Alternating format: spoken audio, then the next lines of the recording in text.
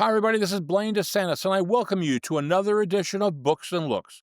Yes, it's our weekly voyage of discovery into the wonderful world of books, the best of history, mystery, fiction, and nonfiction that I've been reading. And along with that, each time we're on, we have an interview with the author of those books. You're only going to get it one place, and that's here at Books and Looks. Hey, and don't forget our friends, our partners over at booktrib.com. Are you going there? That's BOOKTRIB.com. They're great. You want a review? They're there. They have giveaways. They've got things you can buy, book paraphernalia, whatever. You're going to want to go there. And they always have my podcast there, too. So that's very much fun. Anyway, booktrib.com.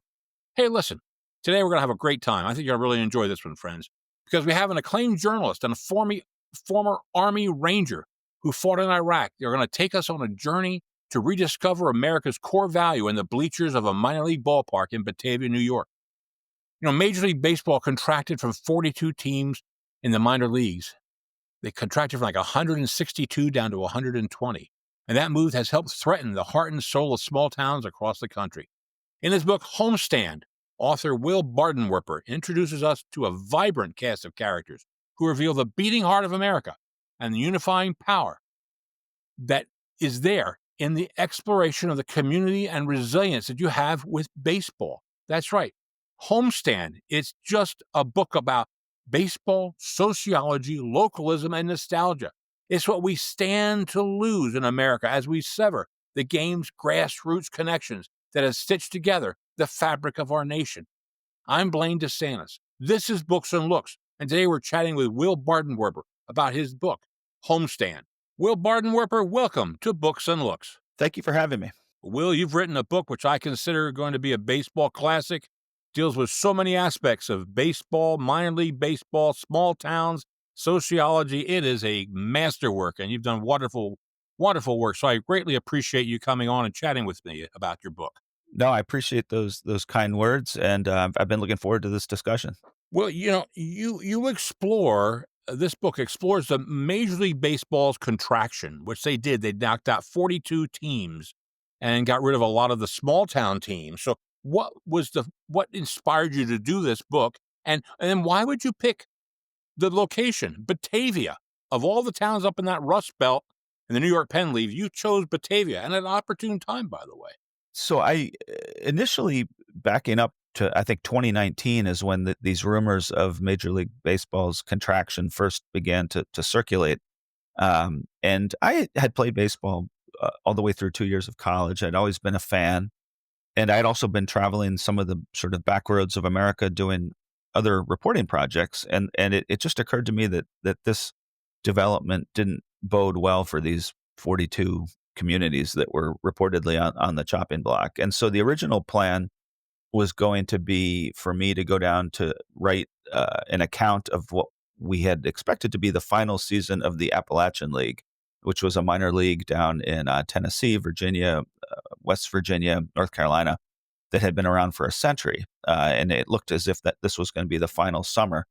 My publisher or my editor thought that was a really good idea. I put together a book proposal, and he was going to sign off on it, and that was going to be my book project. Well, as I think most of us now remember, what happened that January, February was COVID began to emerge. And that season all of a sudden looked like it was going to be in jeopardy. And in fact, it did go on to get canceled. There was no summer 2020 minor league season. And then Major League Baseball did, in fact, eliminate that league. So they essentially didn't even have a chance to say goodbye. And I didn't have a chance to write the story of the final season. I did sort of rescue the research and reporting I had done, though, in the form of this Harper's Magazine article that told the story of what this league had historically meant to these communities and what was being lost. And this gets to your question of why Batavia. I got a lot of feedback, good feedback on that article, including a message from a gentleman who lived in Batavia named Bill Kaufman, who goes on to feature prominently in the book. And he said, wow, this article really resonated on a lot of different levels. It reminded me so much of the experiences we have with our team up here. Would you like to come together, come up, visit? I'll buy you a beer, talk baseball. I lived only about 4 hours away from Batavia. So I said, sure, I'll come on up. I planned a weekend trip up there to meet him. While there, he introduced me to some of his friends and fellow Batavia Muckdog fans, and they got to talking about the role of this team in their lives. And I thought to myself, you know what, a cool story might be the death of this team and then the rebirth of it in the form of this collegiate summer league team that they had rallied behind. So that's what brought me to Batavia. Wow. And that's amazing because just so people know, this is a summer league team now they have uh, for college kids, and the kids actually pay to play in this league. Correct. They do pay. It's not a ton of money, but it helps cover the bus trips, for example, the uniforms, the lodging they get at a local community college. Um, uh, because otherwise it would, the margins are notoriously thin in sort of minor league professional sports or amateur sports in this case. And so otherwise, the owner would probably lose money over the course of the summer. Yeah, well, easily, especially these small towns. It's tough enough when you have a bigger town that has it, but small towns, it was important. So, hey, what you do is you weave these personal stories with broader economic and social commentary about baseball and life in the town. What made you choose that way to feature this how should I say, this understanding or this investigation into minor league baseball? Um, I don't know. I think the entire story struck me as being in some way sort of connected to some of these larger societal economic forces that we see in any number of different industries where it seems as if more and more money is kind of being funneled to a smaller and smaller number of people, for lack of a better way of saying it. And I think I was just particularly struck by, in this case, how you can have an industry, professional baseball, where on the one hand they're getting close to their first $1 billion player. One particular person who, I mean, I think now the record contract is $750 million with Juan Soto, and I don't think it'll be too long before we probably do get to a billion. And yet, um, they cut these teams, with any one of which would cost the major league parent organization about $700,000 to support for a season. And so I just was kind of struck by that disconnect. On the one hand, there's kind of endless money, but on the other hand, to save a tiny amount of money in the larger scheme of things, we're going to end baseball in a place where it's been sort of embraced for over a century. It has been those leagues, like you said, the Appalachian League, the New York Penn League. They're one out there in the Rocky Mountains. I know Idaho has a Yep, few the teams. Pioneer League, I think it Pioneer was. League, Yeah. right? Yeah, I'm assuming they got cut too. Did they get Yep. contracted also? Mhm, Yeah. mhm, and I Okay. looked into writing that story. The problem there was the distances were so, you spend 10 hours to get from one place to the next, whereas the Appalachian League, everything was pretty easy to close to each other and easy to get around. It was. They try to say, well, now we've got this Florida Complex League. I don't know. I don't think it's the same thing, and no one goes to the games, and you don't know what's going on. You have no idea who the players are. So I don't know. I think they're trying to make themselves feel better about things in a way. I don't know. And that is kind of what I think is at the heart of this move that Major League Baseball is doing is there's an idea that we don't need 160 teams spread across the country to evaluate talent. We can just pick a handful of the best players, send them to one of these complexes, run them through some different sort of NFL combine, machines, and use technology and analytics to evaluate and save a lot of money in the process. It's more efficient. There's some, I think, from a bit purely baseball development standpoint, that there's some validity to that, even though I don't think I or other baseball people would all agree. But it completely takes out of the equation, the impact these decisions will have on these communities. No doubt about it. You write about the regulars who are there at Dwyer Stadium there in Batavia, people like Betsy Higgins, Ginny Weaver, and Ernie Lawrence. These relationships that you developed, how did that help you better understand what was going on up there in Batavia? Well, I have Bill to thank in part because he did help introduce me to some of these people. So I got a little bit of a head start in that regard. But but yeah, I think getting to know them was critical because that allowed me to really get a better sense as to w- the importance of baseball to these people on an individual level, and what we risk losing if we take that away, because I think the same dynamic takes place in lots of these ballparks. It's not unique to Batavia. I just told the story of Batavia, but you could just as easily have told the story of Bluefield, West Virginia, or Burlington, North Carolina, or Billings, Montana, or any number of other places. Well, the interesting thing about this is that, if I'm not mistaken, Betsy and Ginny, they don't even live in Batavia. They have, like, around a 45-minute drive to come there. Yeah, they live in Buffalo, and also interestingly, they're not even particularly big sports fans. They just that this is like the one thing I think Betsy said 5 or 10 years ago.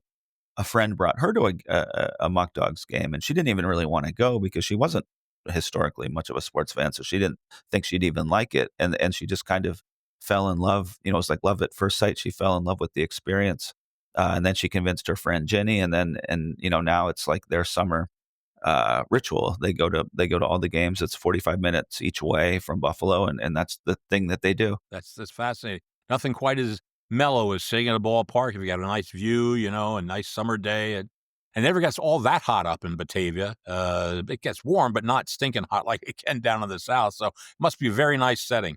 It is. It is. I mean, what my friends tease me because I talk about the weather so much in the book, but it's important because, especially, I mean, I thought the Pittsburgh winters were rough, but the Buffalo and Western New York winters are notorious, and it's just dark and gray, and there's tons of snow, and so those few short summer months where it's sunny, and they have these beautiful sunsets. It's something that the community there looks forward to and helps them get through those winters because they know that at the end of it they'll have these few months to really savor.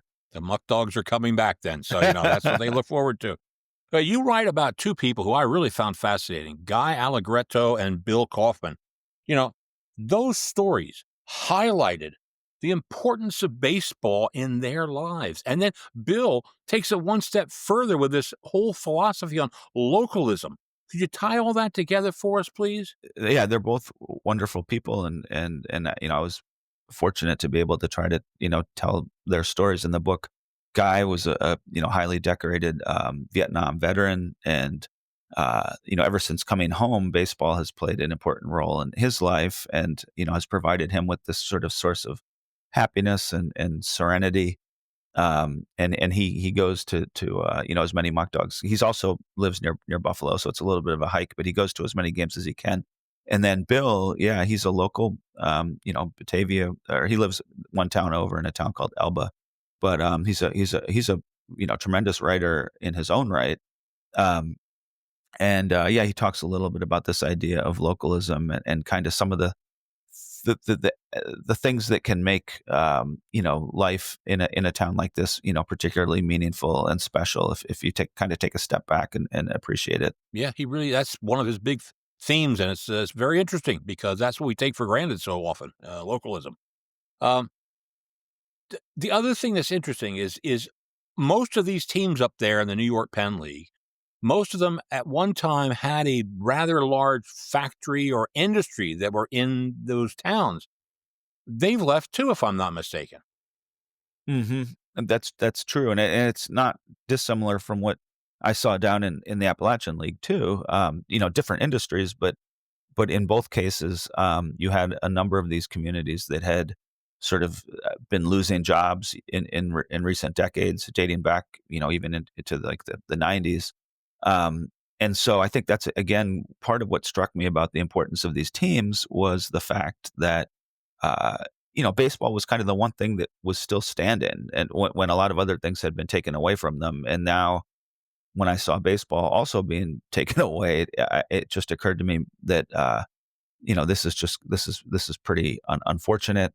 Um, this was kind of like the one affordable, easy to access, opportunity that had traditionally brought these people together over the course of these summer nights. And it would just be a real shame if that too was sort of stripped away. And thankfully, in the case of Batavia and some of the other towns, that they rescued it in the form of these new teams. You were fortunate because the owner of Batavia also owned the Elmira team in the league. And what amazed me was that when you start looking at their attendance figures, you're talking maybe 10 to 15% of the city's population come to these baseball games. That's remarkable. Mhm. Yeah, the attendance numbers were striking for his teams in particular. They're not as universally strong across the league. It really depends on the product that the owner puts out, and he and his wife Nellie, Robbie and Nellie, do just an amazing job of trying to put out a top notch product, despite the reality of the fact that the players just are just not gonna be quite as good as the drafted professionals that preceded them had been. But despite that, they just do a lot of other things that make it attractive to the community, whether it's allowing their kids to little league teams to come out and play catch with the players before the game, having the school band perform the national anthem before the game, letting the kids run around the bases after the fifth inning, and just other little goofy promotions that they put on that just make sure that there's other things to attract families to the ballpark besides just the baseball. Including letting kids, including your own son, announce the names of the guys who are coming to the plate, if I'm not mistaken, huh? My son got a real kick out of that, and at the time he was, I think, 5 years old, and so I didn't know what to expect when they handed him the microphone. I mean, anything could have happened, but remarkably, he was very poised, and he did announce the for an entire inning. Each batter that came up, he would say, now at bat number 22, and say their name, and he did it pretty well. That's great. That's great. He also liked all the collectibles you brought from Batavia when you went back home to see him, huh? I got into the bad habit, I think, like a lot of parents, of promising a little treat after a trip, a business trip, for good behavior. But of course, what happens is that it basically got to just be expected that I would bring home a gift, regardless of whether his behavior had earned it or not. And I didn't want to just go to Walmart, and I when I'm up there, I was trying to support the local economy as best I could, and so I wanted to find something to I could bring him that was not just a big chain store. And I just happened across this collectibles store that was run by a very charming, kind of eccentric owner who also played in a local rock cover band, and I got to know him, and I ended up, before I knew it, my son loved Star Wars at the time, so I'd be going in there each week and picking up a Star Wars figurine of some sort to bring home. So it was a neat little sort of serendipitous discovery that I made. Yeah, absolutely. Wow. Well, you contrast Major League Baseball, and I love this, their corporate approach to efficiency and profit versus that intimacy of minor league baseball. Uh, what you've been there, you've examined this. What do you really see as the biggest loss in these what the MLB wants and what was going on in the minor leagues? And then could you tell us how that sort of parallels what went on with NASCAR? But you can kind of come at that from a number of ways. I guess to start with the NASCAR piece, I just randomly came across an article that explained what the author contended were some of the strategic missteps that NASCAR made about 20 years ago, when the perception at least was that they kind of turned their back on some of these smaller southeastern communities that had where they had really that had given birth to today's NASCAR, really, and where they had some of their most loyal and long-term fans. And that I guess the theory that their corporate leadership had was, why would we be racing in some pretty small remote track in Virginia, when we could be in Las Vegas and Phoenix and these enormous super speedways near big cities where there's a lot bigger potential audience. And so they made some decisions to abandon certain places and embrace other places. Um, but the result was that there was, again, the perception among some of these loyal fans that they had been betrayed, and that, hey, we're the ones who have been loyally coming out for generations, and now you're leaving us in the dust to go try to sell this sort of more corporate homogenous product to these affluent bigger cities. And I think it really hurt them sort of longer term. And the numbers, I think, reflect that as far as some of the TV ratings and other things. And so it seemed like in some ways what Major League Baseball was doing was analogous to that, in that uh, we're going to walk away from some of these smaller communities in favor of kind of a prioritization or a focus on these major market uh, teams, um, and uh, and you just in the near term that might make financial sense, but you have to sort of step back and ask long term, what is that going to do to the fan base of your country nationwide? They have lost attendance, and they lost me as a person. I used to go on baseball trips with my oldest boy, Matthew, and we would go all over the country looking at going to different games: San Francisco, L.A., San Diego, Minnesota. God, I hated the Metrodome, but they've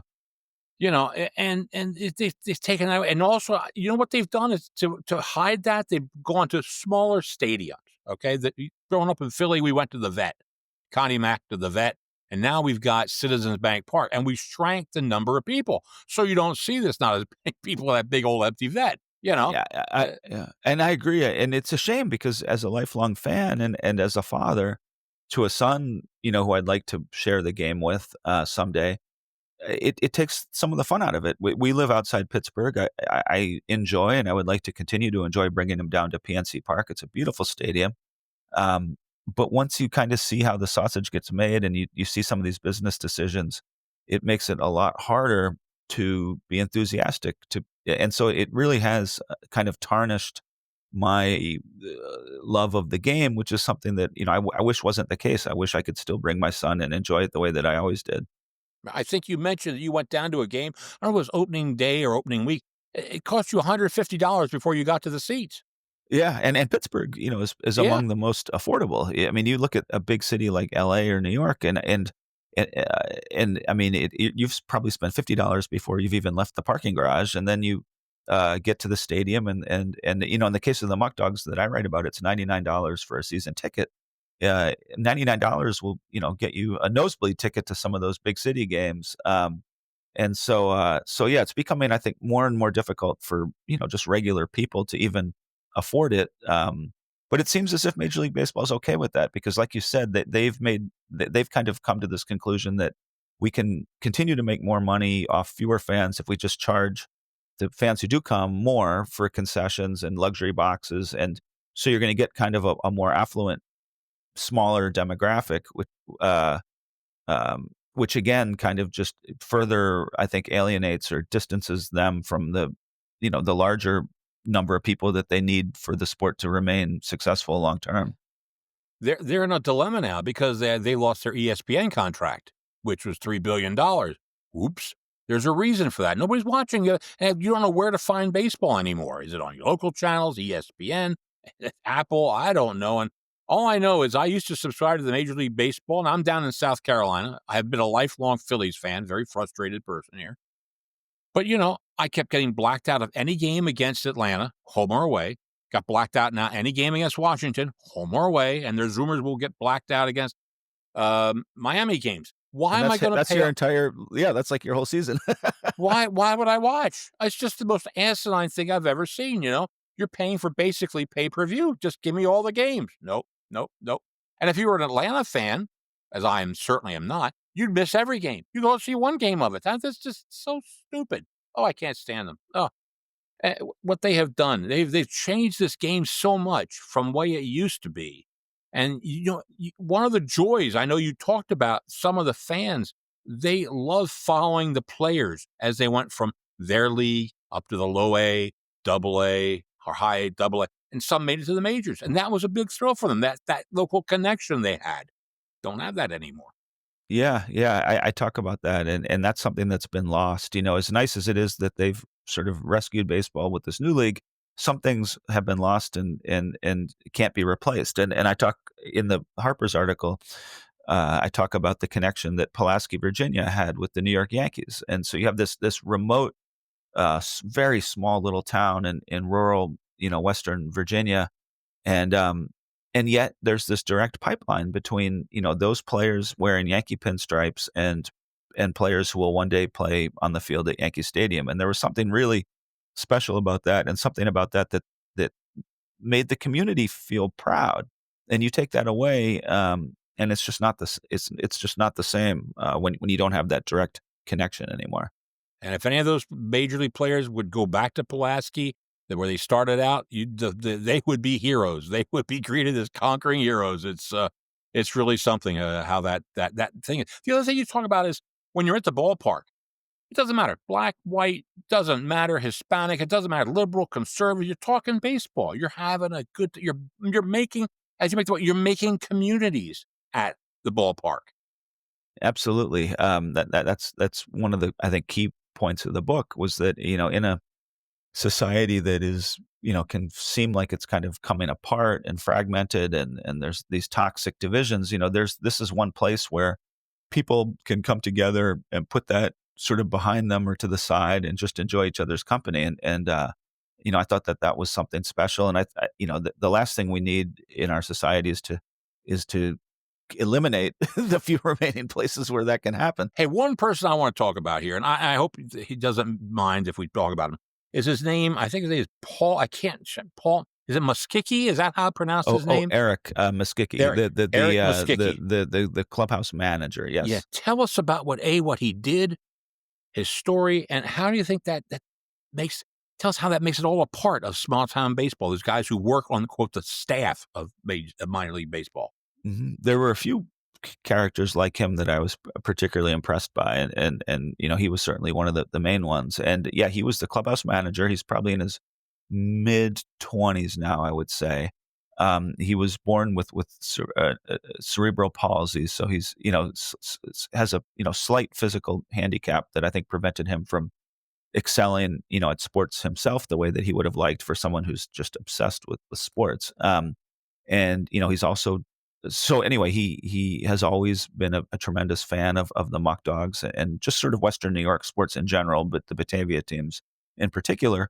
And since he couldn't, play at that level, the next best thing and his way to contribute to the community and to the sports world there was to serve as clubhouse manager, which is what he does. And also kind of like, I don't want to use the word bat boy because there's usually younger kids that are bat boys, but he kind of supervises them during the games as well. But I mean, the level of commitment and devotion that he brought to that role was extraordinary. He would wash every uniform every night by hand in the shower on a kind of a folding table under the running water to make sure that it was clean. I mean, no one asked him to do that. No one demanded that he do that. He just knew that that was the way that it would, be the cleanest possible for the players the next day. He would do that until like 1 or 2 in the morning before, going to bed and then getting up and doing it all over again the next day. And the players, I mean, really appreciated that and appreciated him. And there was a pretty just cool connection between him and the team and even the fans who also recognized his efforts. And he took, a great degree of pride in that way in which he contributed to the team and to Batavia. Mm-hmm. That's an unpaid position, if I'm not mistaken. I think he was paid a nominal amount, but Robbie, it was not a big spender, the owner. I tease him about that a little bit. So yeah, Eric was certainly not getting rich off of this. Yeah.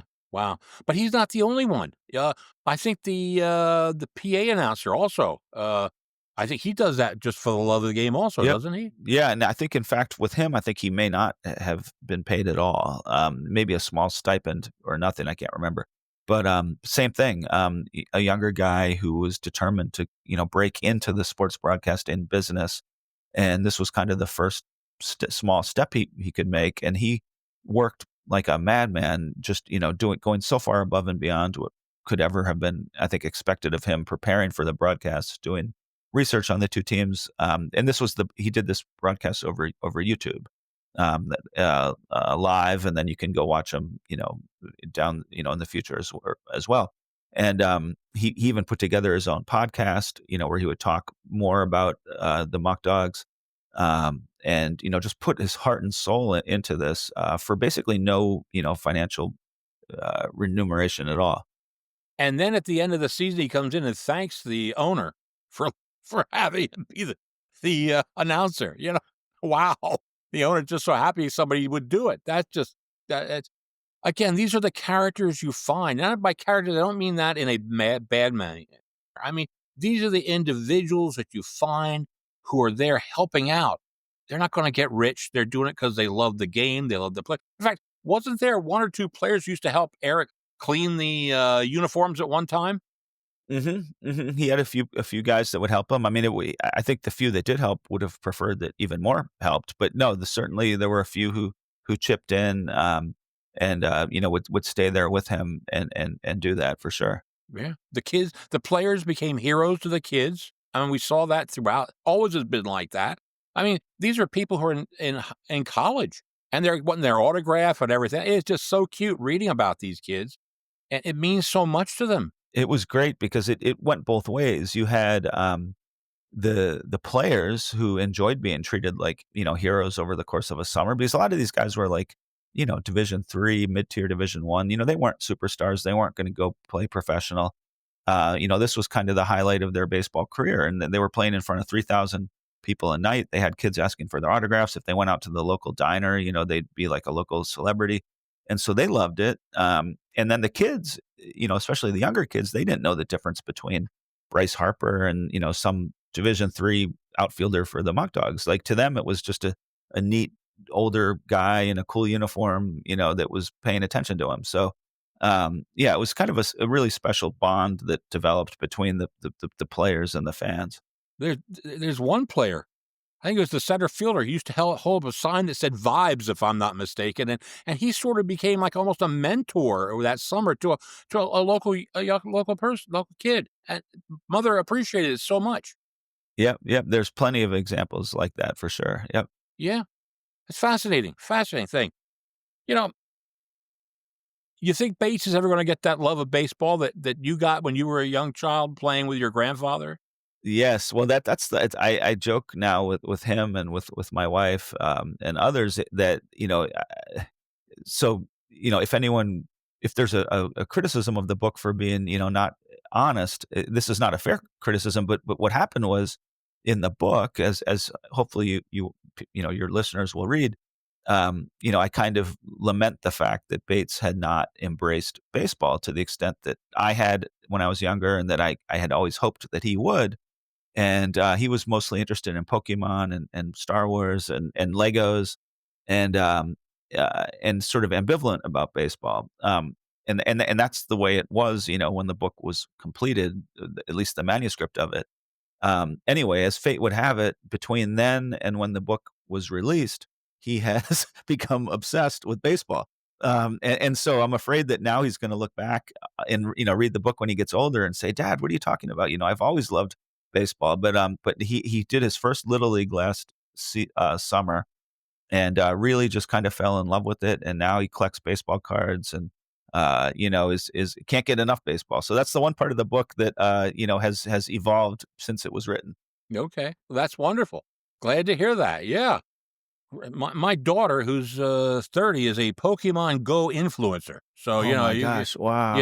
if your boy plays Pokemon Go, I can give you my daughter's handle afterwards. But yeah, Yeah, yeah. His Pokemon thing has I think he would actually probably still get a kick out of that, although it's been sort of supplanted now by baseball, of all well, things. I'm happy.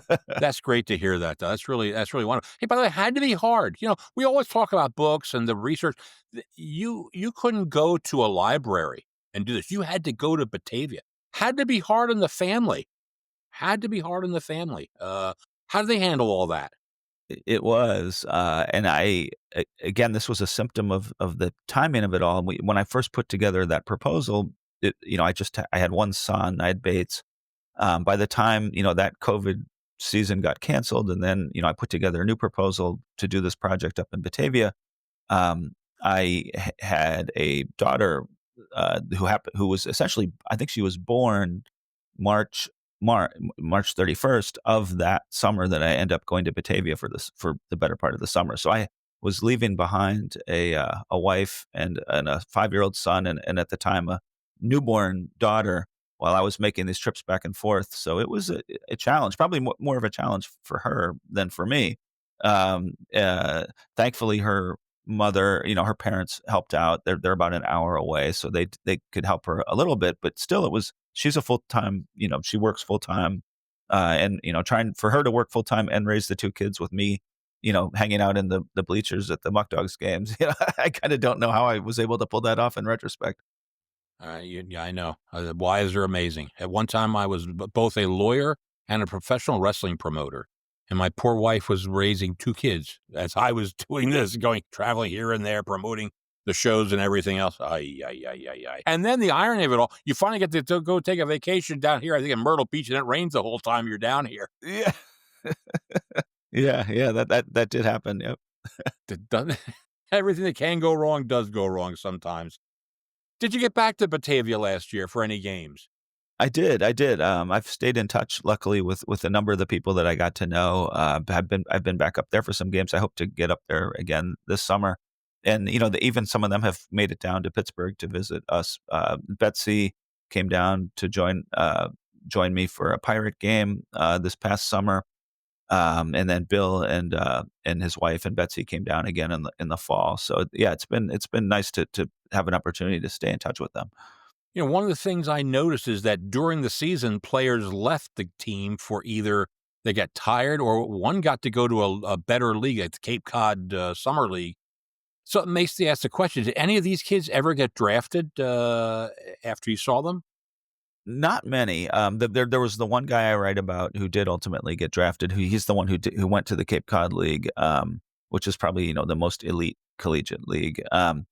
But no, I mean, and that's why just to be completely, I think honest and impartial, you have to acknowledge that the quality of the play on the field is just not the same. Because it's just, I mean, it stands to reason if you take a team comprised entirely of drafted professionals and replace it with college kids, only a handful of whom are going to get drafted, that it's just not going to be the same. Now, there's other elements of the ballpark experience that Robbie puts together that make it as attractive as he can. But, if you're looking for, the guys throwing 98 miles an hour and hitting 450-foot home runs, that's just not going to be in the cards, unfortunately. Not gonna be there. But I will say this: had that young man not left for the Cape Cod League, I think Batavia would have won the championship that year. You could see that hole in the pitching rotation once he left. It's difficult. Yeah, I think absolutely you're right. And it's a credit to the other players. I don't think too many of them, at least to me, expressed, that much frustration. And I think it's because they all recognize that, listen, this is a once in a lifetime opportunity. And he kind of had to take it. And then, most of them probably would have done the same. So, but you're right. I think had he been there for that final championship series, I think they would have won.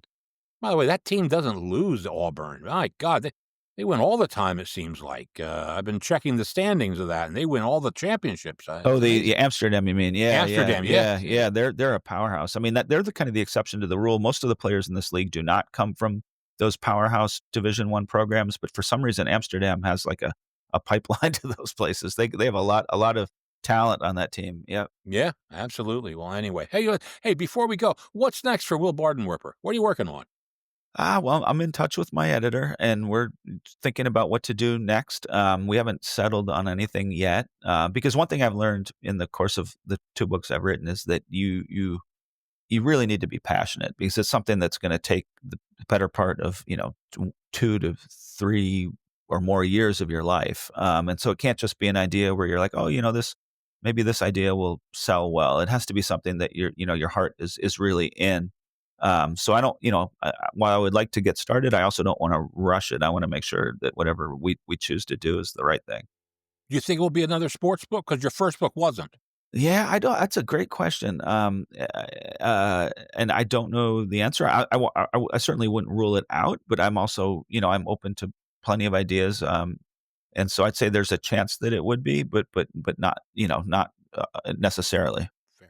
Fair enough. When it comes out, I'd like to get a copy of it because you're a fantastic writer. I'll tell you what, in-depth analysis, it's just really, really great. But anyway, I don't want to take up any more of your time. You've been more than gracious coming on to Books and Looks. So I say, Will Bardenwerper, thank you so much for being with us today on Books and Looks. Thank you. That was a great conversation. I enjoyed it. Well, friends, I hope you enjoyed that as much as I did. It was a great look at minor league baseball. And if you have a minor league team near you, get a chance to go out to the game. It's a completely different experience than what it used to be. It's just amazing to go see these kids play, be it the minor leagues, the low minor leagues, the perfect game, leagues that they have now for collegiate players. It's all out there. You can go to. It's just wonderful. And the people surrounding that are really dedicated people. So follow minor league baseball. On behalf of my good friends at Podcast Studio X and Booktrib.com, this is Blaine DeSantis for Books and Looks, saying may all your leaves be pages in a book.